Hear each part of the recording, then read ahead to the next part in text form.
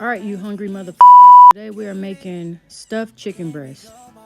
We're gonna stuff it with some shrimp. What you wanna do is go ahead and preheat that oven to 350. In a small pot, we're gonna boil some red potatoes and add 1 tablespoon of butter. You're gonna go ahead and wash your chicken, pat it dry, pat, pat, pat, tap, tap, tap. You already know the deal. Hit that thing with some black pepper. Hit that thing with some kosher salt. Rub it down with some onion powder. Slap some garlic powder on there. You're gonna add you some thyme.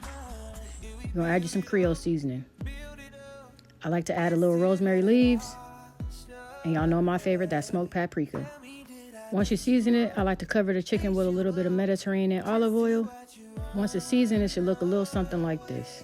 With those same seasonings we made with our chicken, we're gonna season our shrimp the same way. Once you season the shrimp, it should look a little something like this. Then you're gonna take your chicken and we're gonna slice it open. Just a little bit, but not too much. Go ahead and just cut from the top. Slice it all the way through, but not all the way through, just enough to where you can make a little pocket. It should look something like that. I'm gonna take a slice of pepper jack cheese, a slice of tomato.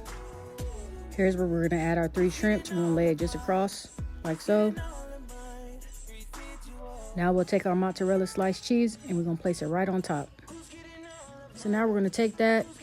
We're gonna go ahead and stuff this chicken like a BBL.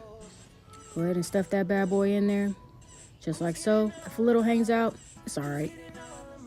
In the pan, you wanna add some of that Mediterranean oil. Go ahead and place your chicken in the pan. We're gonna cook on both sides for 7 minutes. You should get a nice light golden crisp on both sides. After 7 minutes on one side, we're gonna go ahead and flip it over. Once you flip it over, it should look a little something like that. While that's cooking, you wanna go ahead and chop up a little bit of broccoli florets. Then you wanna go ahead and chop up a little bit of parsley. We're gonna add this at the end. After 7 minutes on each side, we're gonna go ahead and take these out the skillet and we're gonna transfer them into a pan where we're gonna put them in the oven. It should look like that. Now that they're in the pan, we're gonna go ahead and put them in the oven for about 12 to 15 minutes. The oven should already have been preheated to 350. So go ahead and slide those bad boys in there and then we'll come back to them. In a small saucepan, we're gonna make our sauce. You need 1 cup of heavy whipping cream. You're gonna add a tablespoon of butter. We're now going to add 1.5 cups, almost 2 cups of Parmesan cheese. Go ahead and throw that bad boy in there. Now we're gonna go ahead and mash up our mashed potatoes. Get them all mashed up as best as you can.